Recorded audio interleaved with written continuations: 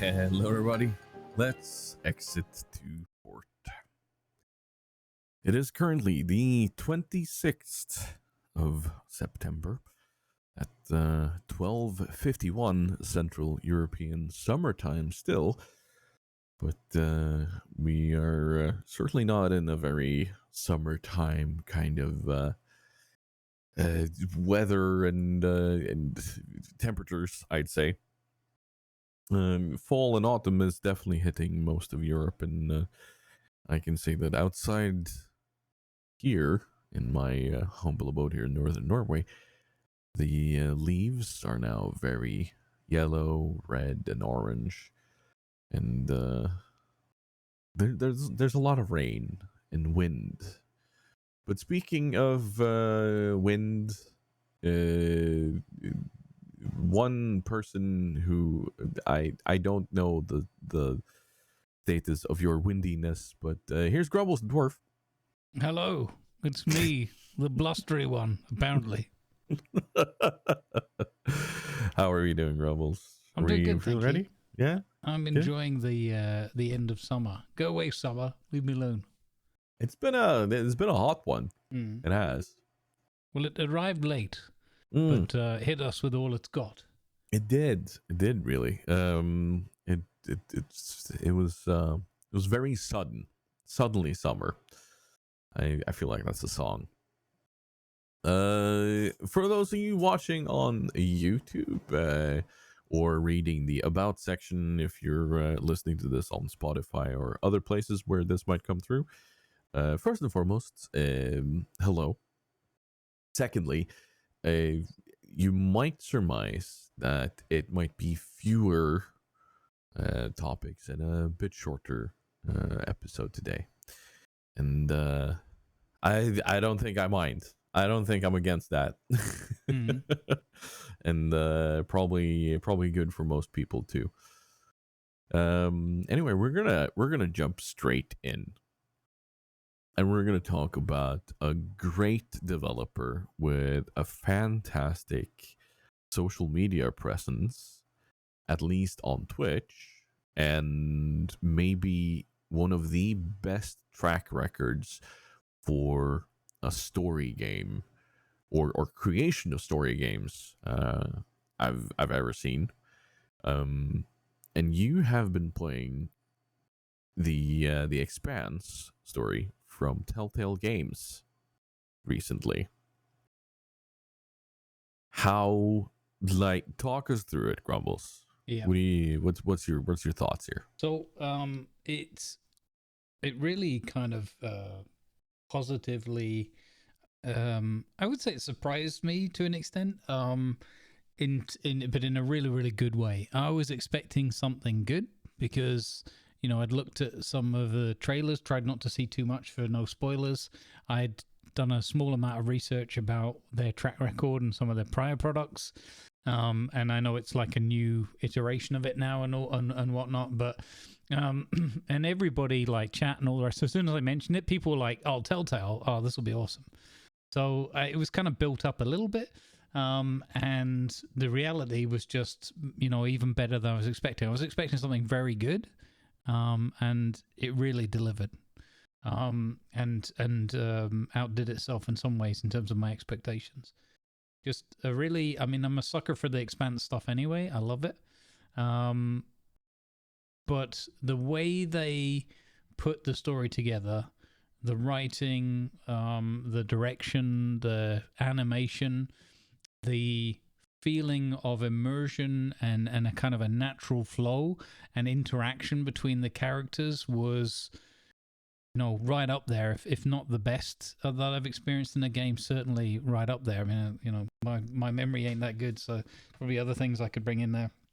But it was just spot on. They just did a great job. It's not to say it's completely flawless necessarily and very subjective, but I felt the emotion of the characters and the story. I felt the twists and turns and the bits that I could influence and the bits that I couldn't, because obviously mainly you're just following a storyline, and then just there are various branches off in areas where you kind of choose a path. And it felt meaningful whilst not challenging me in a gaming sense, which for me was a positive. Now, some people might want to, might want more game, as it were, from something, but it's, it wouldn't be a product for somebody who really wants to have the game element strong and in the foreground. But for me, it was just an absolute delight. And the only thing at the end of it was like, oh, I need more now. Give me another 5 episodes, and then we're done. But that's not a criticism; that's a compliment. Yeah, no, like the any of the Telltale games that have come out over the last few years, we're talking The Last of Us, Tales from the Borderlands, Batman, and so many others. They've always been like this interactive storytelling, and they do it so well. They do it so well. Like there's a reason why they have been praised high and mightily. And so and I was watching I think not last episode but the one before that, and Telltale was in chat, and they hadn't been prompted or anything. It was just, oh, somebody's playing our game, woo, let's go say hi. Yep. And cheering you on, and just being really cool. But the reason why I introduced them as someone who really knows their social media is because you switched to a different game afterwards, and they were still hanging out and cheering you on and having fun and enjoying the chat. And I was like, okay, this is clearly how you do Twitch presence correctly. Yep. 100%.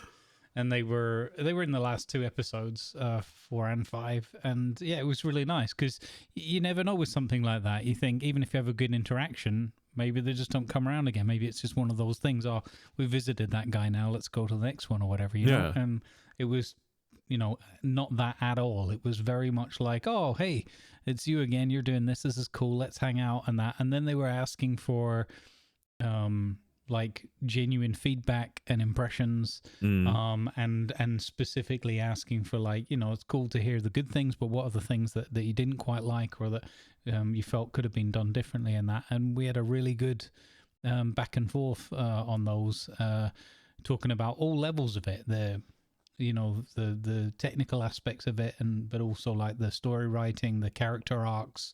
It was just great. It was just a really, really good experience, and it's nice to I was going to say, like, in air quotes, work with or, interact with the team there and be able to just have that. And as you said, and then have them be like, oh, you've done with our thing, now we're off kind of thing. It wasn't like that at all. It was like, let's hang out and have some fun.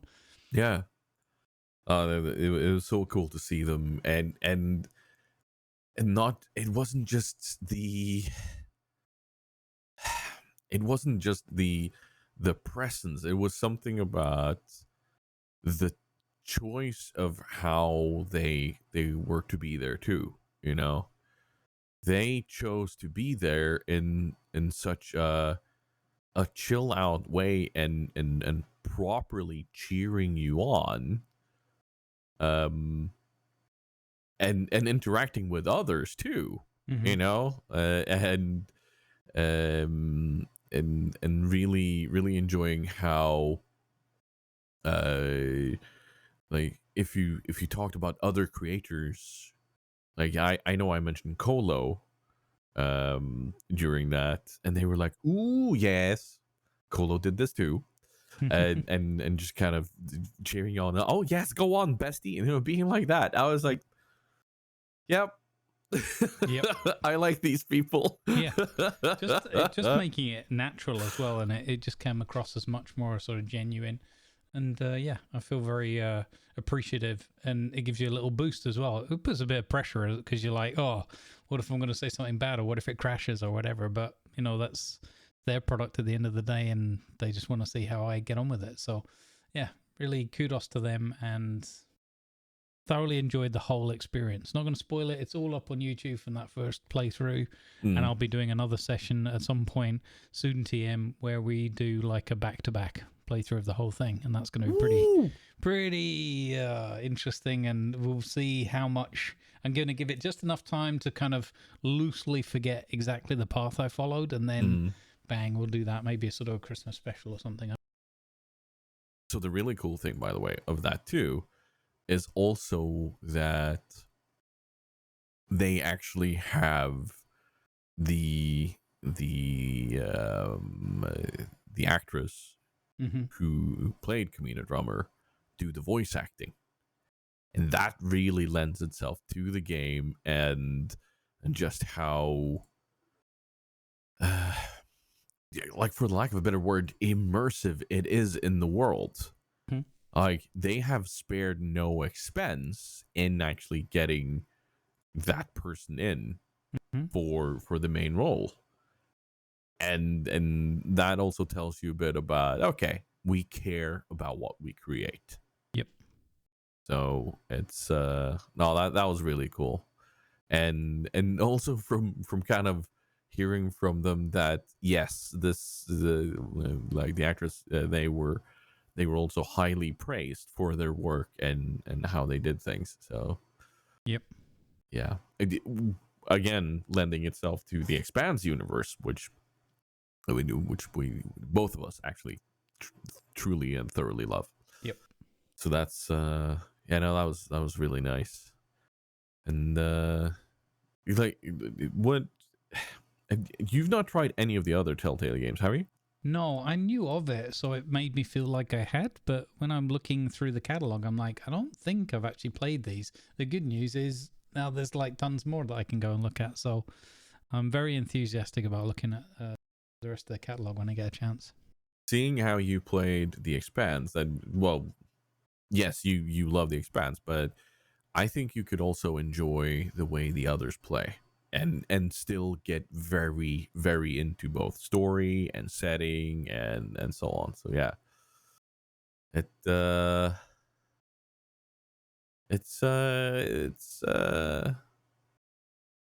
good company to work with.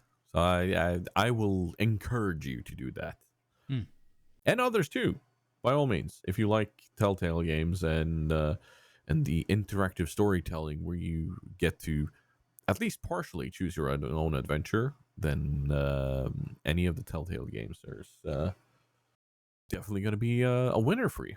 Yeah. It also came up in the conversation, and Blutenham knew it as well. There was one of the voice actresses, the one that played Maya, also starting up streaming too, and there's been, unfortunately, like, just I play it in the mornings my time zone, and they're not around until like afternoon evening my time zone, but apparently that person's been going around like supporting as well with Telltale together and dropping in to say hi, which is really cool. So it's just unlucky timing, but we managed to find their Twitch handle, which I actually don't have listed here, unfortunately, just their actual name. So but we gave them a shout out and everything, and I think a few people like Durak and that popped to follow instantly. I did, because just reading the bio for the channel was like, okay, this is really good humor. I like it. You know what? We should probably find that link and leave it in the description. We can put it down. Yeah, I was thinking the same thing. I thought I had it, but I've just got the name Isabel Chavez, which is the actual actress. Yeah. No, let's get that down there. But yeah, speaking of Twitch and something that has made its round on Twitch, Starfield. Never heard of it. Never heard of it? No. Apparently it's a new thing. No. Starfield, as most of you who are listening know, is the next big thing from Bethesda. Bethesda, of course, known for Skyrim, their Elder Scrolls series, where Skyrim is number 5, I think. Elder Scrolls Online, Fallout, and so many other games.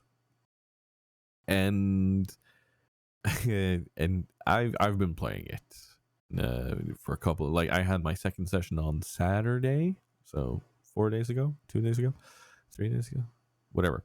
I haven't been able to play as much as I wanted because I've been doing my my module assessment assignment. whatever. But I was sitting there and I was being very I would not sad, but I was feeling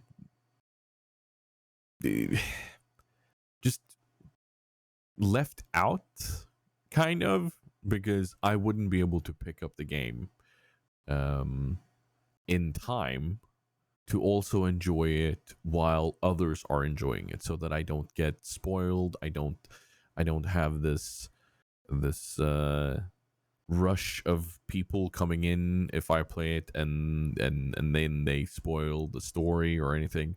I want to play it while others are still going with it.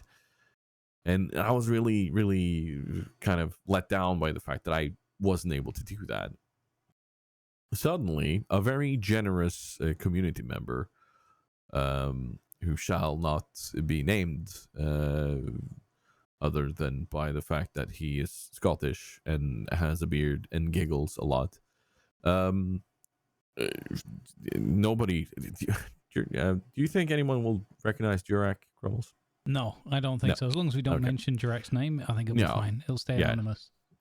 Yeah, no, I don't think anyone will recognize Jurek from that description at all. So this anonymous person gifted it to me, and it has allowed me to get into that world. And I I can instantly say that stepping into that world and looking at the ships and the NPCs and how they react and everything, I'm loving it. Is it the most immersive game in the world? No, but it's not trying to be. Is it a full life simulator? No, but it's not trying to be, But it is giving you the option of walking into this enormous world, which is very akin to the Expanse, because it's near future in the fact that it's like 300 years into the future.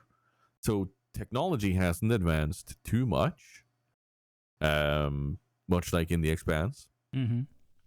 We're still talking very much the normal conventional ballistic impact weapons, like a normal rifle. There are laser rifles and others, yes, sure, but it's not so far-fetched. And when you look at the ships, it's not like the Minbari ships or the Shadow ships from Babylon 5. Like, they look believable. They look like this is a ship that would be made with today's tech or something. And I really enjoy that. And I find myself just walking around with child-eyed wonder. Like, it's just, oh my god, this is so cool. And walking around picking up stuff and trying things and yes, that's and I've only played by what 10 12 hours of it. I know I have so much left. In fact, this game has me this hooked that I'm considering removing other games from my stream schedule just to be able to play it more while also being on stream, because I don't want to I don't want to play it offline in case I find something really exciting,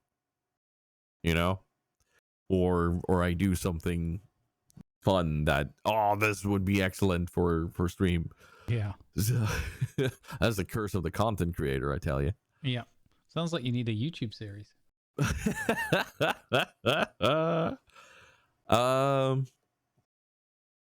you do that, just make sure you get your own recording mic set correctly. Yeah, it's that thing.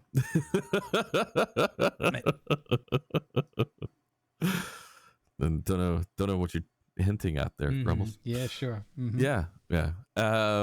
No, but it is truly a very large game. But I had a conversation with Foaming Jetty the other day, another friend of the channel and fellow CC for World of Warships. He is on NA.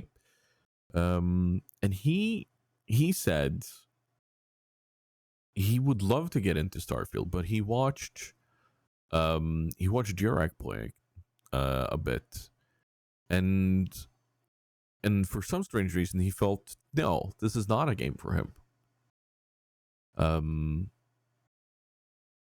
Because he felt the world was, I think he said empty in that way. But I love Starfield for that exact reason, that I get to walk up to an NPC and make my own story. I get to enjoy this world in that way.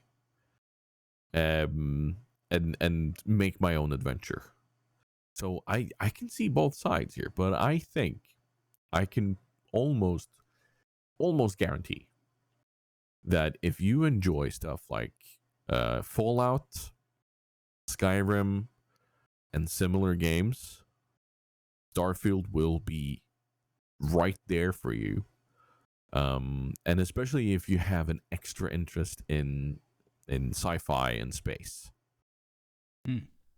Because that little extra spice of being able to go into space and just enjoy all the shenanigans that happens there, and space piracy and so on. Burt Black, my God, that man has an addiction to being a pirate. Yep. Yeah, I've been watching him try to steal ships, and the amount of shenanigans he gets into, and I just know that Grumbles, you can also get into a lot of shenanigans in that game. It's funny because firstly, I'm super, super glad that you're enjoying it. Thank you to unnamed community possible. I was worried.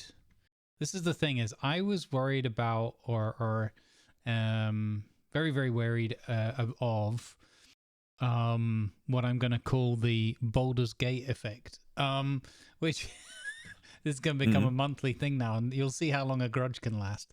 How many seasons I still bring this up, but I got frustrated and put off of Baldur's Gate, and this is not to have a rant or dig at it, or that's not the point. Set the context, because I was very worried, or not worried. Sorry, my experience was that I felt very railroaded and trained, and I, all the things that I don't like, that I want to be able to influence the world or make my own bits of story up, and I felt like I didn't have that with Baldur's Gate, and I was very worried that Starfield would kind of be similar to that.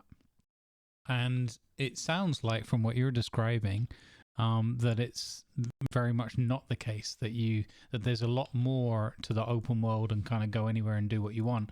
So, and I kind of been thinking a little bit more about these things, like trying to work out for myself, why do I enjoy certain things and not other things in these video games? And I feel a little bit like, and this might be an oversimplification, or I'm pretty sure it is, but like my current conclusion, that's still work in progress, is that sometimes people, and there's no right or wrong in any of this, of course, but I think there's folks that like to have a story told to them, and then there's folks that like to partly tell a story, and then there's people that like to entirely, like, you must DM, like you can't play as a player in D&D or something, you've got to be the GM because you've got to control everything or make the majority of the story up.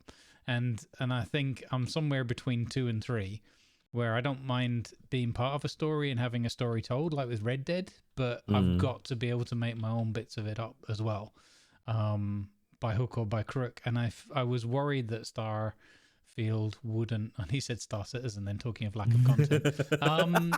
Wow! Anybody catch the number of that space shuttle? Grumbles, the dwarf with the leg sweep and the RKO. take the legs, sweep the legs, Johnny. Oh my God, I did not see that. No, coming. neither did I. It just happened. It wasn't pre-planned. It just occurred. Should we edit that out in post? Or? Yeah. Where was I? Yeah. So I was very worried that would be like Mhm. how Starfield feels for me, but it sounds like that's not the case. And as I said, I'm just worried because of my Baldur's Gate experience of not realizing what I don't like. So, for example, comparing that or contrasting that rather with my experience with Telltale, where you went into it with a mindset of almost all of this is laid out, and then I'm going to make some decisions and let's see how they've done that. And that was a really beautiful, immersive experience. So it's Yes. funny. So I think I think what's happening there with Baldur's Gate for you is that it has the illusion of allowing you to do whatever you Mm-hmm, want, mm-hmm, because the premise is Dungeons and Dragons. mm-hmm. The premise is just that. It's D&D in the background. Yep. And D&D for both of us is truly free. Like, you can go and do whatever you want, wherever you want, whenever you want. Yep. The DM might say, "Oh, there's a funny looking guy in the corner over there," and you're like, "Oh, okay," and then you walk off and do something different. You have that as an option, but Baldur's Gate might not actually have that full freedom. Mm-hmm. I haven't played it. I'm not sure, but what I can say about Starfield and Skyrim in the same way, I spoiler alert, I haven't really played that much Skyrim, but I know that once you hit a certain threshold in them, after the intro mission and so on, the world is open to you. You don't have to follow the main story at all, which is kind of the thing for Bethesda. So a good example here is my last stream of it, where um after the first stream, where I just arrived on New Atlantis, which is the first place you're kind of, okay, you need to go here. That's the kind of the first proper only place where you need to go. Mm-hmm. But you're not really forced to go there either. So already before that, as soon as you have the ship, like, yeah, you might have some annoying companion saying, "Oh, yeah, but you need to go here" all the time. but you could ignore that and go elsewhere. But you arrive at New Atlantis and you do the first introduction. But even before you do the first introduction with this faction that you're supposed to be working with, you can literally go around looting the city if you want. You can loot the entire city if you want before that. Yeah. And that's just kind of the freedom that you're getting, so that you have the option of doing everything you can and then do main mission that brings you to the next place where you can do everything you want to. And but even then, there's no demand on you to do the main mission, as far as I've seen at all. Like, you can go out and cause shenanigans from day one, like minute one almost. Oh, that's in awesome. Starfield. So Yeah. so I don't think you'll be bound by that. But there might be some points where the game goes, okay, now we're gonna need some main story, please. But I haven't stumbled upon that yet, and if Skyrim is anything to judge it by, there won't be. Well, that's awesome. I look forward to that then. As soon as I've started and finished Skyrim for the first time ever, I'll get on with the other one. Citizen Field, The Search for More Coffee. So honestly, if you jump on Skyrim, I will watch that, because much like I enjoy watching Colo play the Colo way, the Grumbles way is just as entertaining, because I recognize a lot of myself in it, in how I approach things. It's this like, for me, it's the urge to explore. For you, it's the what were we doing? Yeah, the oh look shiny. Yeah. Wait, I was doing something 10 minutes ago. Why? Or also, what's all this in my inventory? Where did I get that? I think after my first play of Starfield, Jurek came back to me, "Why all the styrofoam cups?" I'm like, why not? Because they were there. It's free money. They were there for the taking. Exactly. Mhm. Somebody left it out. I That's could awesome. pick it up. It's mine now. I love that you're enjoying that so much. That's great. So I will try yeah. and catch some because I'm not worried about spoilers because it's going to be quite a long time before I get to it. And yeah, not only that, but in that, most of it is going to be side quests, and side quests can be done in multiple ways. Like even like one of the side quests I had on New Atlantis allows me two separate, very different options already there, and that's a side quest, you know. And not to mention how you choose to play your character and set up your character with what talents you go and that whole route. It's there are yeah. so many different ways of going. So it's Yeah, I was quite much more enthusiastic when I saw some things like that, where like you don't necessarily have to have that as a main focus, but it does give you some different granularity and playthrough replayability. That's cool. Plus, you get to construct an outpost at some point as well, or multiple ones. Yes. But speaking of construction, Yes. Beautiful segue. There is a game out there for all of you who enjoy. I almost said Starfield, not Starfield. Farming simulator and spin tires, mud runner, snow tires, snow runner, whatever it's called. All of these driving, get stuck in mud games, driving games, simulator games. There's a game out there called Construction Simulator. And it's a beautiful mess of 4-player co-op. It's oh my god. mm-hmm. So the first time around I heard about this was from Just Chag, Good Egg. He mentioned Construction Simulator and that he was going to have a look at it because the way he had it described to him was the snow runner of construction simulation. And I was like, wait, I've played a few construction simulator games together with Mr. Cthulhu and a few others from time to time, and it's been fun. But are you telling me we have multi-stage things with driving simulation and so on? Ooh, I went on a hunt on Twitch and on Steam. I sat down, I watched some content, and then I was like, yeah, We're doing this. I have a tiny bit of money spare right now.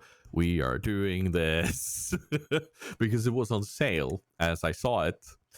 So I picked up a copy for myself and also a birthday present to Mr. Cthulhu because it was around about that time. Nice. And Jurek was feeling down in the dumps, and I thought, you know what? Jurek has been a good bean and a good egg, and he's also joined us on some of these sim adventures, and it's been just all sorts of amazing fun to have him with. So I'm gonna give him a copy too.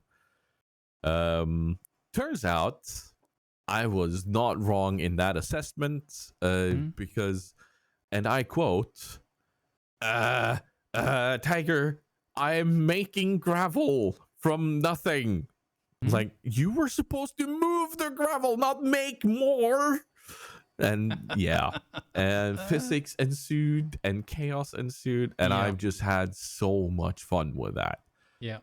I caught a little bit of it of you on stream, and for you to say that he was down in the dumps, all I can say in response is I saw that it gave him a good lift because he was in some sort of truck and he was not where you would expect that truck to be.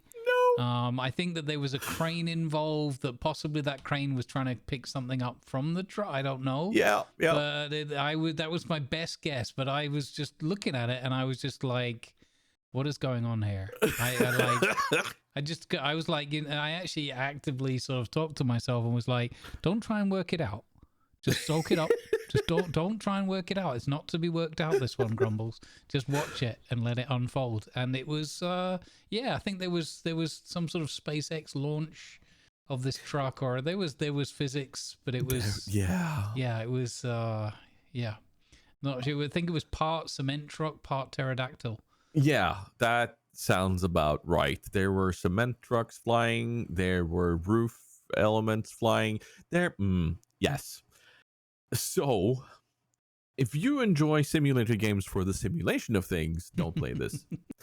But if you enjoy those simulator games because of the cooperational element that is so excellent in like SnowRunner, because going out, driving, and getting stuff done in SnowRunner is fantastic. But the most fantastic part is, of course, you get your truck stuck, you get a bigger truck, you drag that truck out, and then you deliver the parts.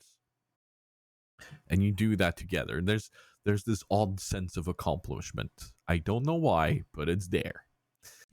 and and you get that same thing in Construction Simulator. You know, like instead of using okay, best example I can think of right now was first time me and Cthulhu played it. We loaded up a trailer on one of our trucks, and normally you have these connection points where you put down the pallet of bricks, for instance. You put it down and then it kind of clonks to it, like it locks in place. And you have that for most of the things. And we were like, okay, so we need all of this up to the house where we're building. But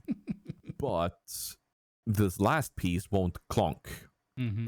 Praise clank, by the way. And we were like, if we just lay it on top here, how does that work?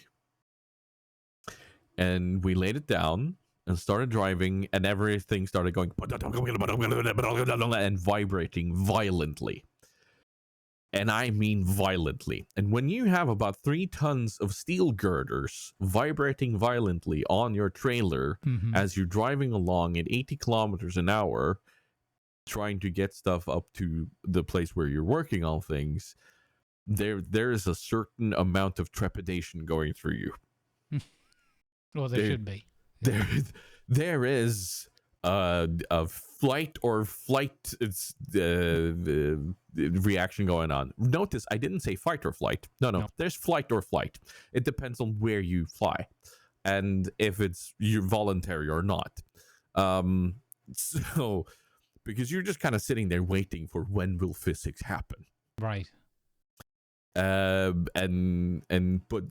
getting that whole trailer up to the place where we were working without physics happening, ooh, that's another level of yes.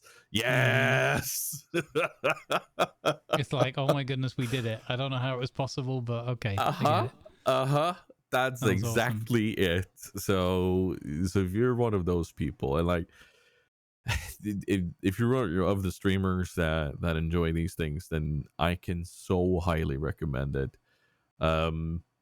If you're one of those people that enjoy it for sim, then you can probably go all out and make sure that this is simulator worthy. But if you don't, just prepare to get some flack comments from the very, very, very serious sim community. I'm like, whatever. Yeah. Because I had that one time when I was playing Farming Simulator, and one guy came in, oh, you can't drive it like that. I'm like, why not? Because it's not according to regulation. I'm like, and I'm just kind of sitting there going, watch me, bud. And I drew a penis in the large cornfield. And he left in a huff. And ever since, like, that has been my approach to things. I'm there to have fun, you know? Yeah. I'm not there to simulate a job. I'm going to try and check out some more of that when I get a chance. You really should. I did enjoy that bit that I managed to catch. It was very funny. because Just the like collective mixture of confusion and oh dear, this isn't going to go well, but we're here now. Let's see what we can make of it. It was good entertainment. It was good viewing. because there's always the option of fully resetting back to base and everything Right. is clear cut and such, but then there's also this fun little challenge of, okay, we have 3 large plates of rebar and concrete that are out flying somewhere. Let's grab our trucks and see if we can get them back to the job site. Yeah, that just adds to the adventure, Sure. to call it that. I like this idea of like we don't reset, we never reset, and just see what that brings. Yeah.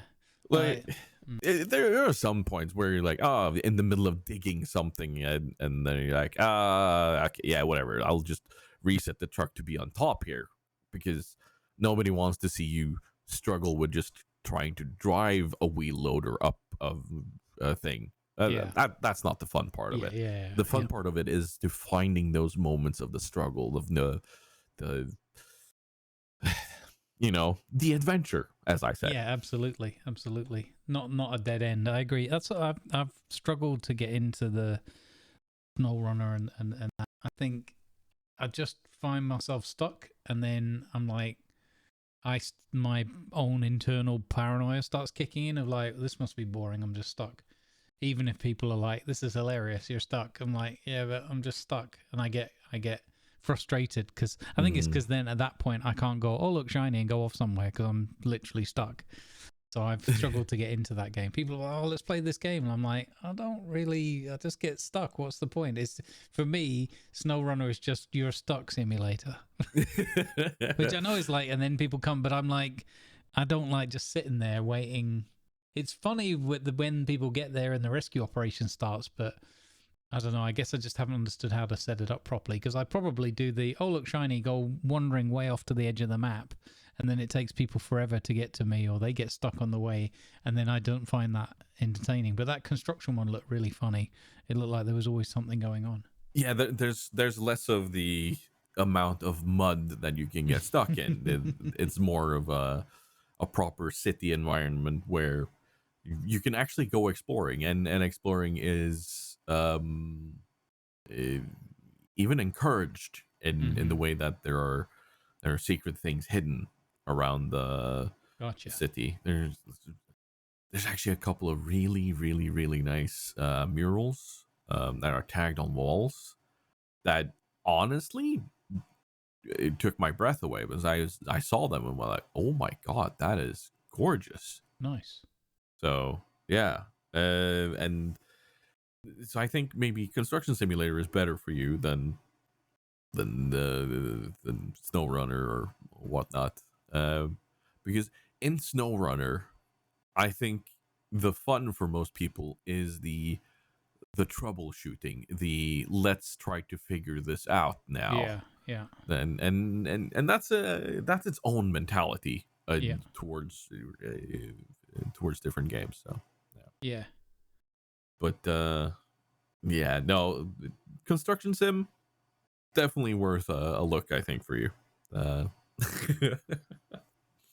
um and I think something that you'll find is that it'll produce a lot of short form content Nice. that brings us along to the next segment of streaming content creation, because a while back Twitch integrated a little bit of a clip editor and native export of Twitch clips, edited Twitch clips, to YouTube, to the YouTube Shorts, and the tool itself is just so smart, because you get a tiny square where you say, "This is where my face cam is," Mm-hmm. and then you have another square that shows, "Oh, this is where the action is," without having to sit down in an editor and set, "Oh, this is how big the video is, this is the limitations we're working with," and so on. It's just native. It's so simple and easy to use, and I know you've been using it a lot. Yep. Yeah, I've long stated that I'm not the biggest fan of short form, but other than just comedic or funny or enjoyable clips, as they are, but this has really taken it to the next level for me because clips are great, but clips get a limited, for me, I find anyway, a limited sort of amount of traction.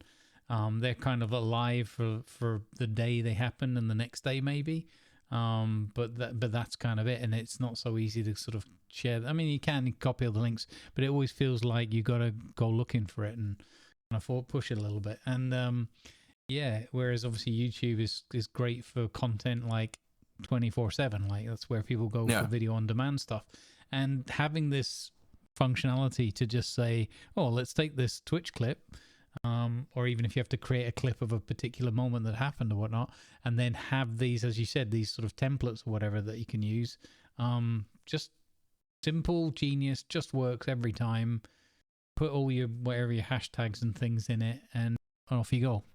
And then from YouTube, obviously, you've got all the sharing possibilities and what. So whilst it is like an extra step, it just feels like that video on demand or that offline content just feels like it ends up in the right place or the most popular place, and it's easy to get it from there to anywhere. And it's a nice treat for your for anybody following you or subscribing on YouTube, because something pops up quite regularly.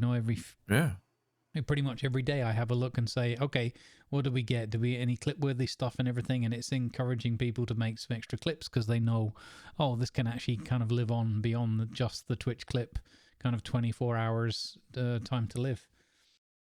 Yeah, so I've been really, really enjoying it, and it's neat. You've got the two options. One template that's just the central, let's focus in on the figure, and the other one that's got, as you said, the other box that you can either use for a camera, or as I use it when I'm role playing and not having a camera on, I just have more of the background scene going on at the top, so you can see, okay, this was the broader context of where they were, or these were the people that were in this scene, the characters, and it's super fun. It works excellently. It does, and the same thing goes for StatsBloke, another familiar face and name to most of the people on both our channels. He has also fully embraced this. He has stated his severe the negative feelings for TikTok. He has even started a TikTok and started exporting there, because now Twitch also supports native export to TikTok, and it's great. It's great to kind of showcase your little snippets of fun, and he has even started a kind of a gamification of it, where the most viewed clip or YouTube short gets their own role on his Discord for I think it's a month or something. So yeah, so it encourages people to clip those moments that are fun that would normally just be sat in a VOD or then at a later point forgotten. Because I think it's very important to start embracing the clips and the short form more, because those moments really show us in the content we create. It doesn't necessarily show all of it, but it shows those abrupt moments of laughter, or those abrupt moments of suddenly a lot is happening. How does the streamer deal with this? And I think those moments really tell a lot about the content creator, honestly. Speaking of shorts and content creators that are real. Yes, and from very real content creators to potentially not so real content creators. Thank you for the cue in there, Mr. Grumbles. Mm-hmm. Or should I call you Grumbles? Grumbles? I don't know. Like, we'll never know. Because here's the thing. Not long ago, during a grumbling, our friend Mr. The Grumpy Beard was very happy about a text-to-speech thing he had installed.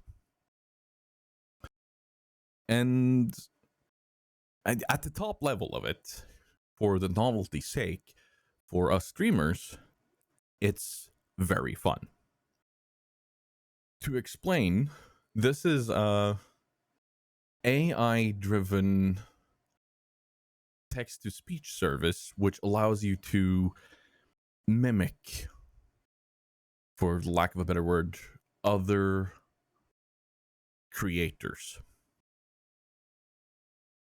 And in this certain case, he was using David Attenborough's likeness.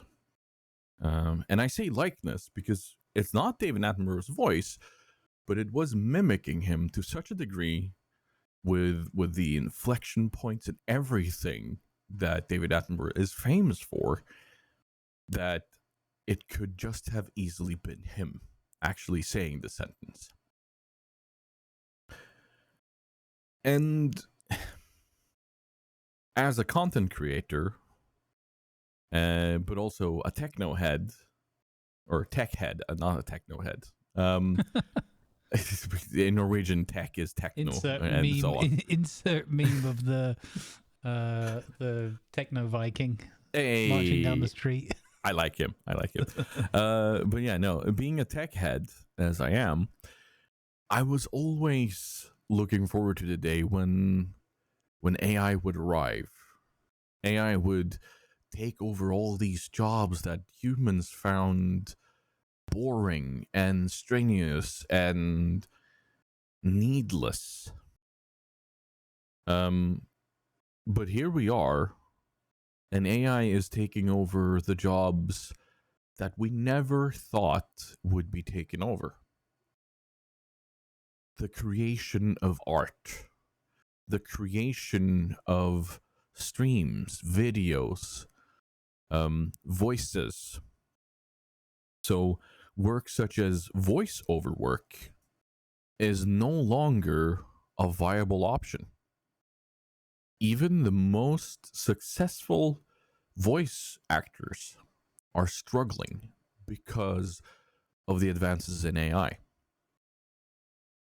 It has gone to such a point that the actors group, or the actors union called SAG-AFTRA, that have recently had a very large strike in Hollywood because of the threat that movie studios will use the digital likeness of somebody to completely replace them.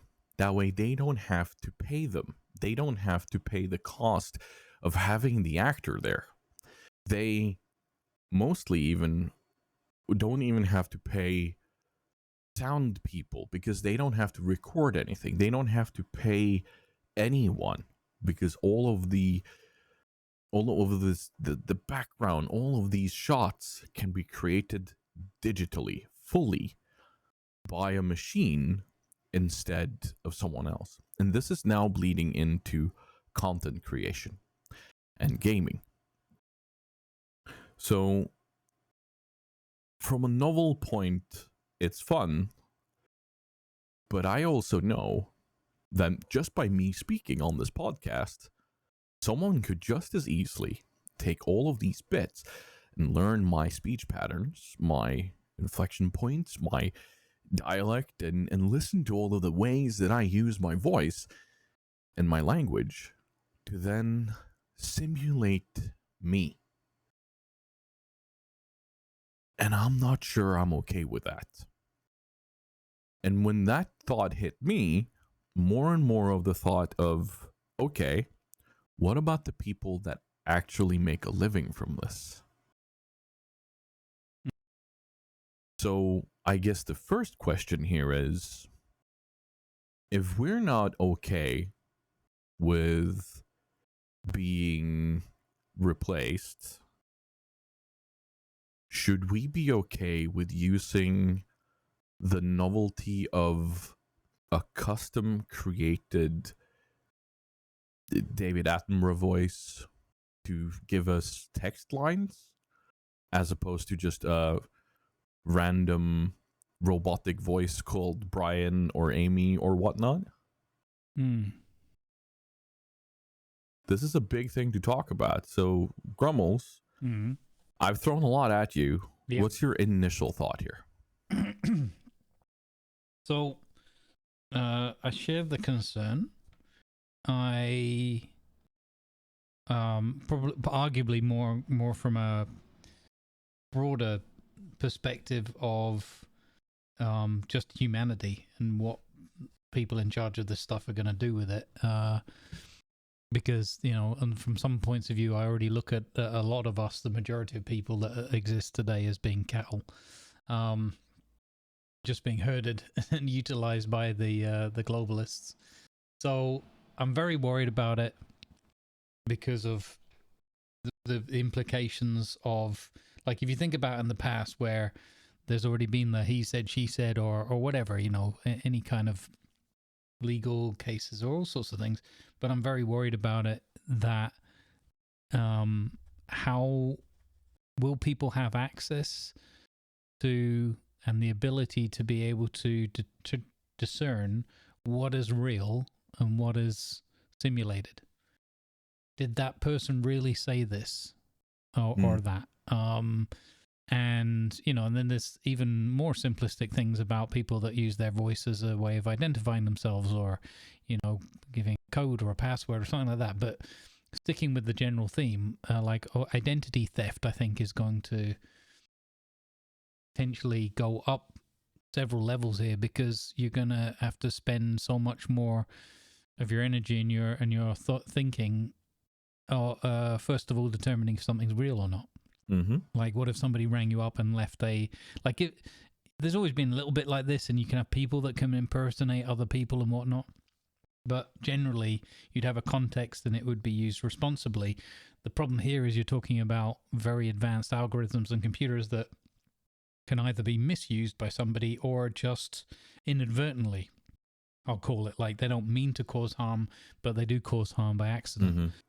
I don't want to hear my voice or your voice or whatever, giving a TTS message that's maybe not what we would say or want to say, or even in a joking way, someone using it against us to say, well, you've just given your opinion or something.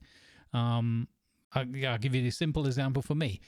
Someone having it set up to, and I'm not saying it's there yet, but the potential's there, that comes back sounding as me, saying that I like pineapple on pizza and it's my favorite meal and I eat one every Sunday or something like that. Silly, sounds silly, but that could actually could turn into a real kind of like cyberbullying thing, or a real problem. So I'm very worried.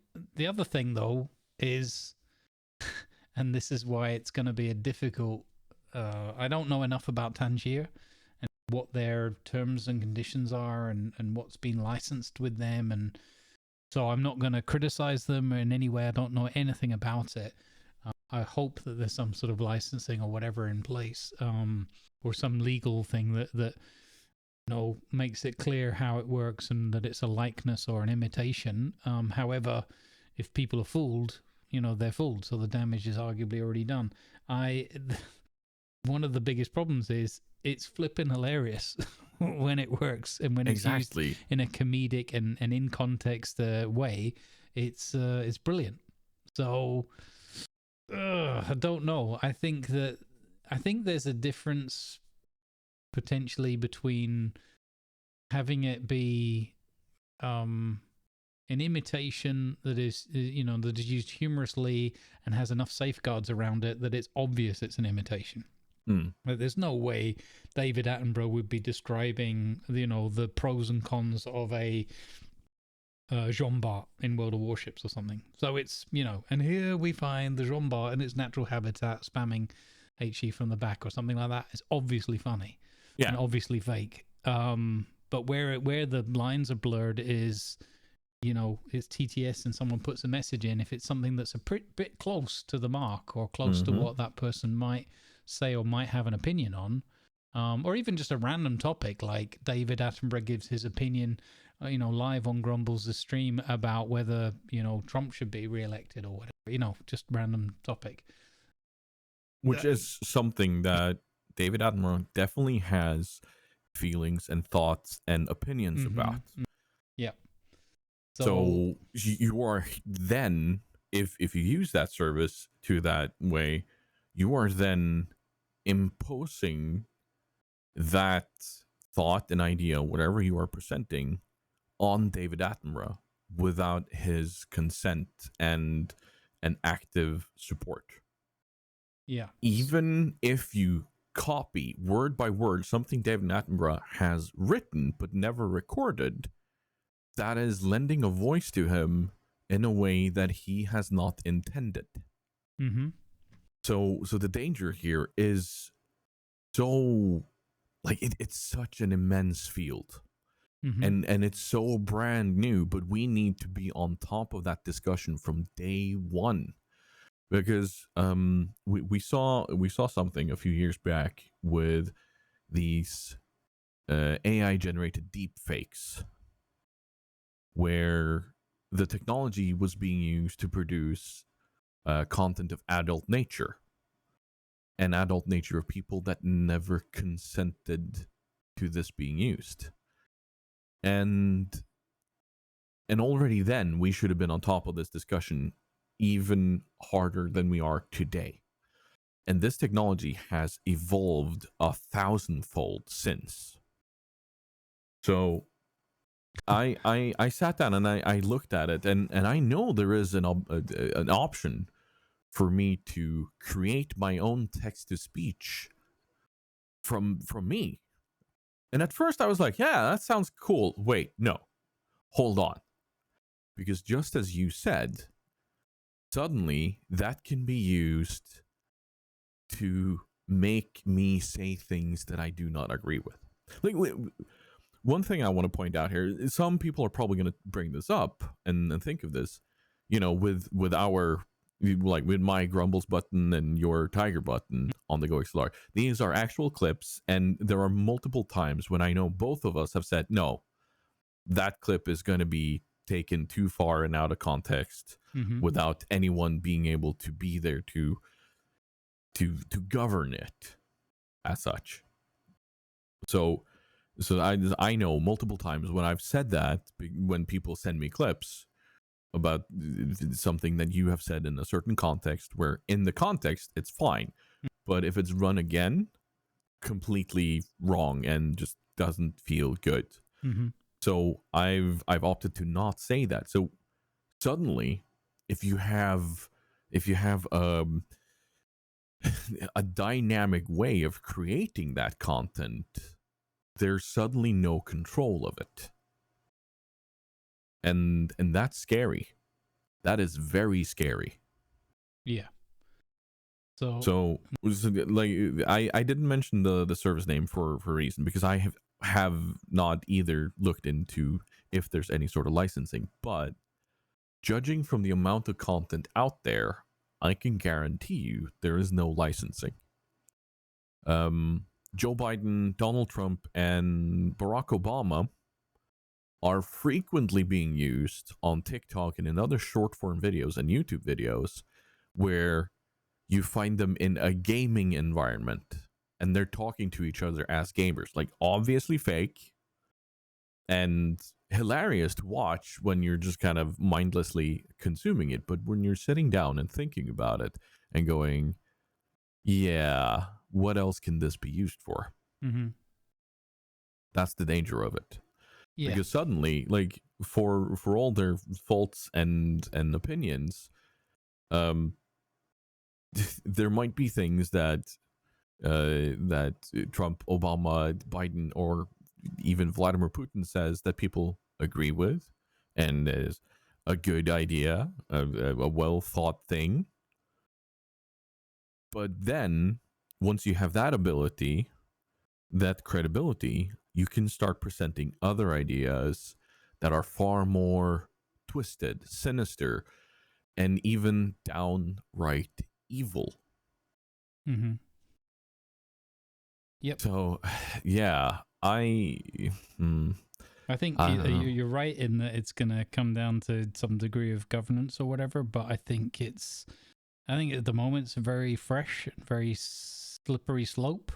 I was highly tempted to use it when I heard John Marsden from Red Dead Redemption 2 character reading stuff out. I thought that was just one of the funniest things I'd heard from a clip like that, from a TTS.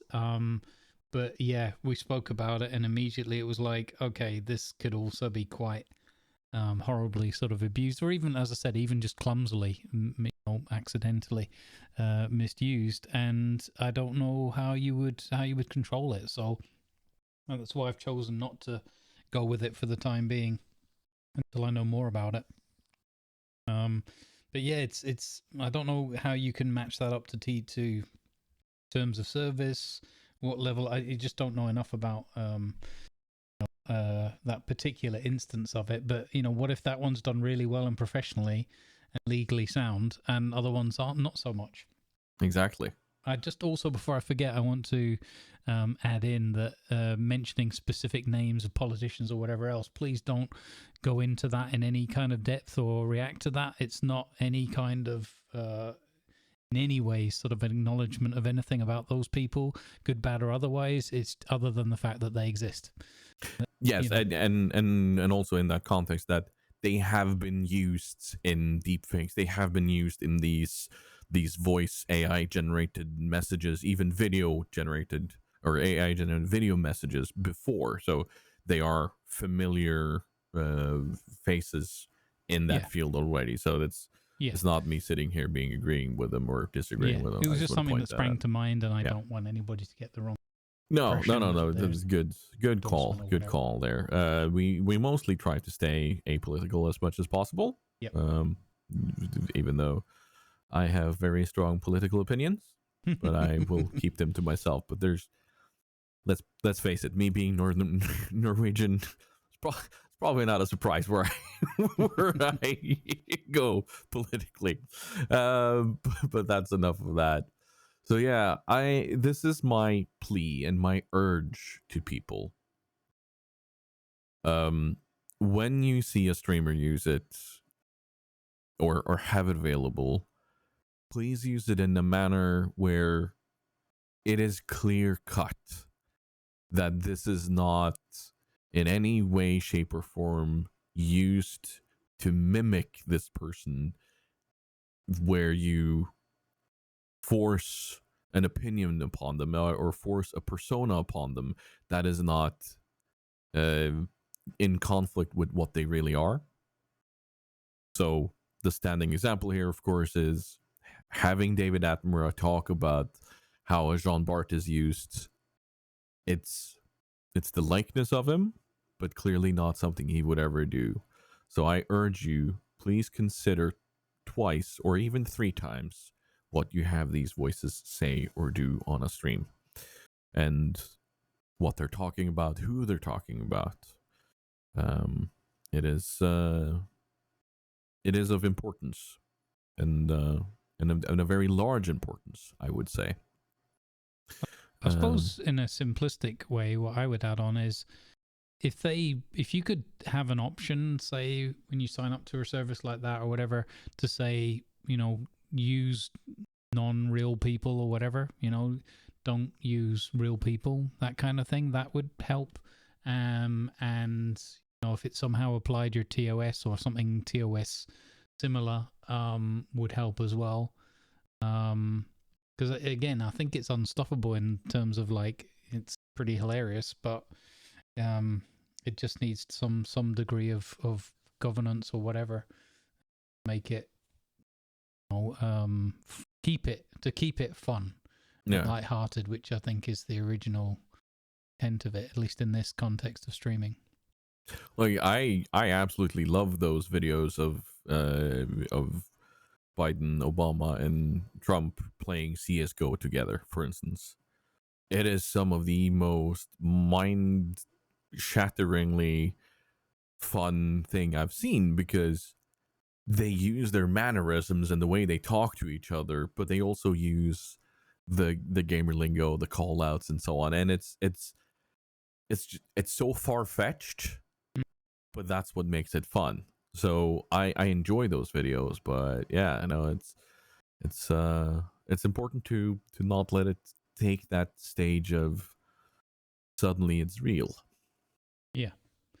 I had a second part and I forgot it, and then I remembered it again while I was listening to you. And that is that if you could restrict it to only characters, fake stuff, not real people, it Yeah. would also be cool if the system allowed in some way for, at the very least, recognition. Maybe not like financial compensation, but I feel like that if in an ideal system, there'd be some sort of kickback. Like every time John Marsden is used, 0.000169 pence goes to the voice actor that played John Marsden, for Mm. example. But it would never happen. It's going to be far too complicated, and if it did happen, it would go in the route of DMCA or whatever. It would all work in favor of the big corporations and Sony's and all the rest of it.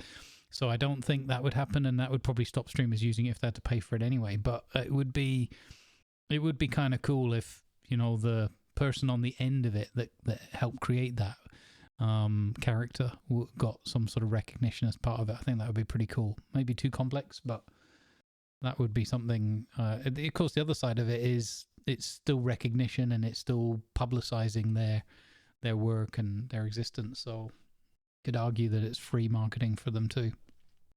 Yeah, there's that whole part of the marketing, the exposure, and so on. It's such a big topic, so it's always hard. But from a content creator and someone who enjoys other content creators' perspective, I will say, please err on the side of caution here.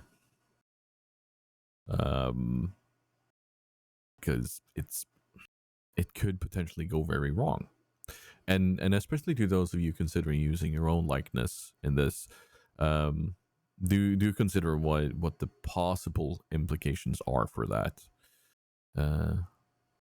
But I honestly, I would love to have Futurama's Sap Brannigan be my Captain Hindsight, such, so that people can send and here we see Tiger completely forgot to open up the shovel. Yes, or Ned Flanders, have him speak to me whenever I've said something that might be terms of service. Hi, oh deadly, oh neighbor. Well, here we have some terms of service breach. Well, my Homer, that sort of thing. That could be fun, like you said, made up characters, but it's I think it's about a reasonable level of control and consent. I think it would have to be some sort of moderation on it for me to allow it, so that I can look through the messages and go, yeah, this is okay, this isn't, this is okay, that's another workload. So I do agree with you. I think it's the feeling of the fact that you don't have the consent, and maybe that's not always reasonable or achievable, but certainly you don't have control over it. That makes it a little bit more worrying. Like I saw immediately when I went to that place to look at signing up, because I thought, oh, this could be quite fun. And immediately it was like, create your own one, just read this simple script. And I was like, there's no way that's going to end up being putting a smile on my face every time. Maybe most of the times, but there's going to be the one or the other time when that's used, and I'm going to be like, no, I didn't want that. And then I don't know what my course of action could be. Yeah. Maybe I can't do anything about it. It's just out there. That's it. When it's on the internet, it's out there. Yep. And the internet is forever. So, yeah, let's keep that in mind too. And speaking of minds, know your role. It's still so horribly bad. Like it's so bad. Like just the instant cutoff. I know we've said this before, but just that instant cutoff on the end. Why haven't I tapered it? Why didn't I taper it? Yeah, but it's a tradition now. It's gotta be like that. If we did it better, people are like, "What's this? You upped your production game?"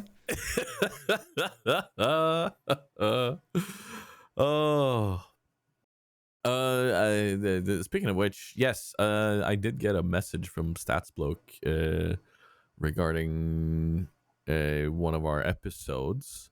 He had been out walking.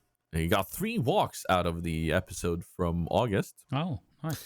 And he, like, the Generation Zero thing that I talked about is, he said, "Have you read Ready Player One?" And I haven't, but I've seen the movie, and I know I should probably read a book. But yeah, the no, not Generation Zero. The thing I did for Apple with the campaign that I made for him and his friends. The one I played while we were in Germany. He says it sounds like that, and yes, I do see the similarity. But yeah, not to get tangled into that. Minds, I said, and getting into the mind of a character is always kind of interesting. And one of the things that I've noticed, we're going back to Starfield, by the way, at least briefly. One of the things that I've noticed that I really enjoy about games like Starfield is just how easily I drop into the let's have a conversation with this NPC that isn't prompted in the game. It isn't about anything at all. It's just, suddenly I'm turning into a character. I'm in the game, I'm walking around, I'm reacting, I'm talking about things. One of my better examples here is on New Atlantis. I walked past a coffee bar and I was like, oh, well, Grumbles is going to enjoy this. And then I walked back to the NPC and went, "You're probably going to get a visit from my friend Grumbles at some point. Just so you know, he drinks a lot of coffee, so you better restock." And then you see this NPC kind of standing there looking at me, dead-eyed, and wondering, what is he talking about? But having conversations with the weapons dealer or the bar owner, like outside of things, outside of prompts, like you prompt them to talk to them, and then they come with a sentence, and then you kind of just continue on that conversation without even clicking on anything else. I absolutely love a game that allows me to do this, and I know you do too. Yep. You actually actively use it in your role-playing adventures. Maybe the most prominent is Red Dead 2. Yep. I've you just reminded me of a clip that I've got. I'll send it to you after. You've probably seen it already. Have you seen the one where it's just Red Dead Online, but we go to a butcher with fresh meat. Oh God, yes. And we make some deals with the butcher, and then just after that, I'd forgotten I did this. We actually talk to the dog that's next to the butcher store. Oh my goodness, I'd forgotten I did that. So yeah, you don't even just have to talk to people. You can interact with pretty much anything that's in there. So yeah, I'd forgotten I talked to that dog. Can't remember. That wasn't Trax though. That was someone. I can't remember what I called him. But anyway. No, like some of those conversations that you had with the butcher while going around, I was giggling. I was giggling a lot. Yeah, the game just gives you something sometimes. Like, we would go to this one butcher, and this one butcher always had blood and guts and whatever, like, on his face, all over, like, his arms and his hands. And it's like, goodness me, man, you're really passionate about your work kind of stuff. So, yeah, it's you just take, something that's there or a thought that pops in and just run with it. And I'm glad you're enjoying that, because it feels like, to me, a lot of the time it completes a game. It takes it just to another level, where this is what I was talking about before, where I think there's sometimes just enjoying a story being told to you, and then there's moments where you've got a story, but then you can throw a little bit of flair in here and there, and then there's completely making the story entirely as you go along, and somewhere in between on that sliding scale, depending on mood and energy and whatever, there's a sweet spot. It sounds like Starfield's offering you some of that, so that's all. Well, it's not just Starfield, because, well, in Starfield, I'm starting now to get into my character, and the character, I think for now, is being nicknamed Spoony Mac Bucket Burglar, because on 2 occasions in my last stream, I used buckets to commit a slight crime of passion of stealing something. One was an old rifle in one store, and one was some active contraband that has been taken away from smugglers. So and that was with the clever use of buckets. But then you had like when I was playing Assassin's Creed, the older games, where Officer McFace stab became a thing, that he went around solving all these weird murders where people were being stabbed in the face. It's weird. He was clearly on the case and talking to NPCs, like walking up to them. Have you seen this man? Or do you know anything about this? And then you take some of these tidbits that you talk or you experience with one NPC, like for you with the butcher, and then you talk to other NPCs about it. So I know you've talked to other NPCs about the butcher and how he's really into butchering, and that you probably should get a washcloth and so on. I remember a conversation regarding that, and then it just kind of spreads throughout that. But I had this thing suddenly going, "What have you heard about the bucket burglar? Apparently, he uses buckets to blind people so that they don't see that they're being stolen from." I know, crazy, right? And it's me, so it's like those moments, it just kind of grows by itself, and I absolutely love it. So what do you think is going to be your next NPC conversational piece? Do you have any inkling about what that's going to be? I sort of do, because I think I'm looking at like what's going to be next. Hopefully Atlas isn't ending immediately, but sometimes you need a little break or whatever, or if it does come to a conclusion in a month or whatever. I'm trying to think a little bit ahead, which is very unusual for me in terms of stream content. It's usually like, wake up, how do I feel today? And when I don't know, I just go chatting, and that's when you know I don't know. It's like, why is he just chatting? Because he doesn't know what to play. But yeah, so I'm thinking either a rerun of Red Dead again, or finally starting Skyrim, which I think's got quite a lot of potential for, there's a lot of quest givers, I imagine, and random villagers walking past and that kind of thing. So I was thinking about doing some medieval Dynasty as well. I'm waiting for the co-op to drop. I mean, can we ever forget Bonky Bonky? There you go. Whether we want to or not, Bonky Bonky is out there. It is, and that is also one of those moments that kind of just grew from one of those interactions. So yeah, so I think, honestly, I would probably urge you to try Skyrim to see if it gives you that thing. Yep. I think it will. I think we're getting to that point where we're at, where I'm thinking about it might be time to start Skyrim. I'm just trying to look at the timing and the time of year and where energy's at in winter and stuff like that, because it's usually a bit easier for me without the heat. So I need a good block of time. Unfortunately, I don't know when the next vintage story... I'm going off on a tangent now anyway, but basically it's just, when is the next big RP thing coming? Because there's also some restarts of Conan servers and stuff like that, but I'm itching to like just fit one other thing in there somewhere. And I'm kind of thinking it might be Skyrim. I was going to play some Icarus, but that would be good fun because I could co-op with people then at least. But yeah, it might be Skyrim, might be the next big... I might make it like a, this one day of the week. We do Skyrim on Wednesdays or something like that. I don't know. But I'm also aware it's a behemoth of a game, open world. So, it took me...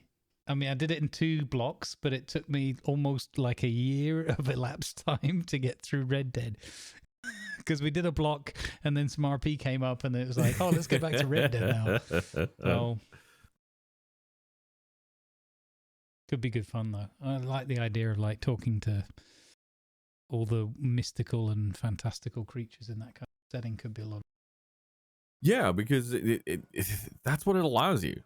It's make your own adventure, and I think that's a big thing out there now, and especially for people like us, So role players at heart, and just rolling with the punches as they come in, and then let's create something out of it. And yeah, I think I'm looking forward to whatever you have to throw at us next, Monsieur Grumbles.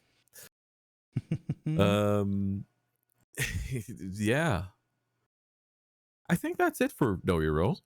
Yeah, not too much to add. No. Lots of Atlas going on, but I don't want it to be like here's Grumbles for 10 minutes about Atlas every month. So, well, I mean, I don't think there's been anything big and new to kind of bring into the conversation that we haven't talked about before. No, that's true. There hasn't been like a big event, but it's because the season's kind of just, it almost feels like it's starting now because of all the tech issues early on. So I think that the next few weeks, the next like 3 or 4 weeks is going to set a different pace, and there's going to be a different amount of role play coming through. So I think that inevitably leads to those unexpected, hilarious or heartwarming moments that they come along when more people are there and people are in the swing of the role play. And I think it's just taken us a bit longer to get through setup phase because of the tech issues. Yeah, and Atlas or Darkside in this setting is also immersive, as in you can't really go about shouting, shoot, my voice isn't working. You can't do it that way. You have to be immersed in it. And so laying down the groundwork to make sure that everybody has their ships, their bases, and starts to get their place in the world has probably been a bit hampered by that. But yeah, I'm definitely seeing more and more like, okay, we're getting the grip of where we're at in the world, and the port that you guys have built, and the fleet and so on, and I'm seeing more of that with like the Navy too. They probably have had their same kind of issues of building up. Okay, where's our crew? Where are our ships? What are we doing? How do we deal with these things? So everyone has. I think that they were hard hit by the voice thing because they were always on like fully staffed ships and that kind of thing. And when you've got, if you've got 3 or 4 people, it's still frustrating and irritating and immersion breaking. But if you've got 20 people and round robin, 2 or 3 of them can or can't hear everyone and so forth, it's all the worse, I think. So, and then you put it into like combat situations and stuff like that. It's crazy. So it's gotten a lot better.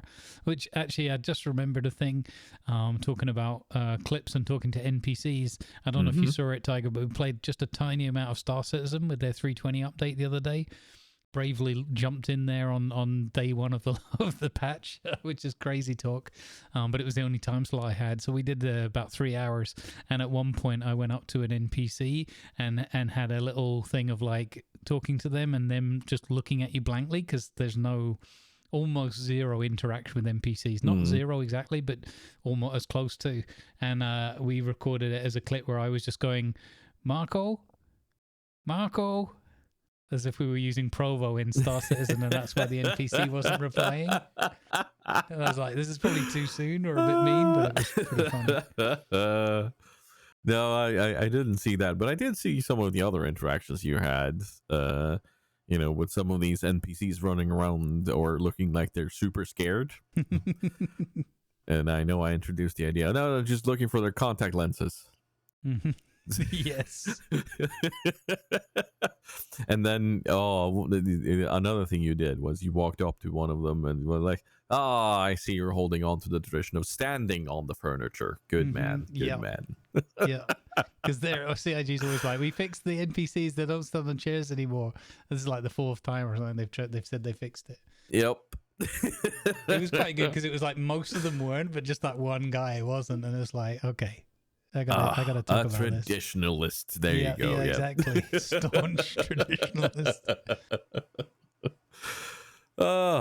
Speaking of traditions, It is time to move on to the last segment of the podcast. It is something to smile about. And we've just been talking about role playing, so that just kind of melds nicely into your segment there. So why don't you start us off here? Yeah, my one's pretty simple one, pretty short one, I hope. It's just that really warm feeling you get in any roleplay community, but at the moment we're in Darkside RP, and it's just been so good to see how many people are, myself included, just supporting one another and not going beyond just like shout outs and obviously some raids and stuff, but just that warmth and that connection that comes with all the people that recognize either a character or you or both, or even recognizing each other in chats and stuff like that. And it's just been really like heartwarming to see. People have come in and like dropped a follow or something and oh, thanks very much, and it's like, oh yeah, I can't stop because I'm on the server, I'm not near you, I'm like grids away, but I just wanted to support another dark side role player and stuff, and we've had like from those examples to other stuff where it's like, wow, I didn't even know you were there, or often it's like, oh, it's so good that you and your crew were here, we had so much fun with them, thanks for coming to see us in our port and stuff like that. And which was the concept that we were going for, being a very mobile unit at the weekends and going to see people. And we've done it like I think 4 weekends in a row now, and every single one we've met at least one active company that have engaged with good role play and just had a lot of fun with us. So it's kind of, I'm glad that the concept's working. Of course, if we didn't have the tech issues, and on top of the fact that we're EU time zone, so it's not the prime time or whatever, I think we've been pretty lucky to get the quality and the amount of RP we've had. And, and obviously I just put in a few longer shifts here and there, and we catch a few more people later on in the day. So I just wanted to bring it up because it made me smile, and I think it'll make other people, smile too, or and it's also a message to the community. Support each other. I always say it. We're going to go somewhere new. I don't really know this person. Maybe I recognize the character, maybe not. But let's just go there, have some fun, and give them a lift. And it's always 100% every single time. It's always been a real positive thing. People are role playing takes a degree of like confidence and energy and this kind of thing. And often those people need a little pick-me-up from time to time, or they get a lot out of that moral support that they get from the community. So it's just really nice to be a part of that. Can confirm, have witnessed many of these moments, and it is very nice to see, and like not just through the game, but like you say, sometimes people popping on in chat and saying hello and lending their support. I've fully appreciated that. So I'm just kind of sad that I haven't been able to join you guys as Bazanar, because there's just not enough room in my schedule. Maybe next time. Maybe next time, whether we'll it's see. Atlas or somewhere else. I'm sure we'll get it. I'm sure there's going to be a Conan somewhere, or Vintage Story maybe. I think there's a good opportunity there. But yeah, speaking of role players and people supporting each other, I hear you've got some support. Yes. And this came kind of unexpected for me. So like throughout my years of content creation, I've always had one of those thoughts of, it'd be cool to have a fan who isn't like, it's hard to explain. Like the act of meeting someone who reveres you as something else than, oh, this is Uncle Tiger and he also has a cool job of being a streamer, because my nephew, and I quote his words, I always wanted to do what you did. You were a streamer, you were a YouTuber, it was the coolest thing in the world. That was his words from his confirmation. But recently, a friend of mine, Mr. Zoniroth, who I've known for many years now, he called me and he was like, I need to tell you something. Okay, you have a fan. I'm like, okay. And then he continued to talk about this construction simulator session with me, Cthulhu, Jirek, and LC, where Zoniroth had been sitting and playing some games while also having my stream on in the background. And his youngest son of, I think, about 8 years old was just completely caught up in it. And just really enjoying the giggles and the smiles and everything going on. and my friend then went, you know what? I like, his son was asking some questions, like, who is this, and so on. And my friend was like, okay, I have an opportunity of being a cool dad here. I'll call him. So while they were in a car together driving a few days ago, my friend, he called me and said this, that I have a fan, and he saw the opportunity of maybe being extra cool dad because he has a friend that is the streamer, and the possibility of potentially having them drop by the house so you can see a bit of the setup and so on. That was like, he has now understood that this is a real thing that happens, and the possibility of dropping by was like, oh my god. So he described the face of this young child as being lit up like the sun.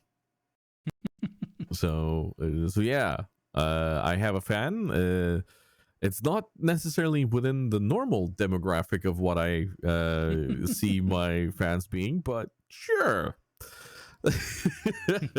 I don't necessarily consider my content family friendly or child friendly, but to each their own.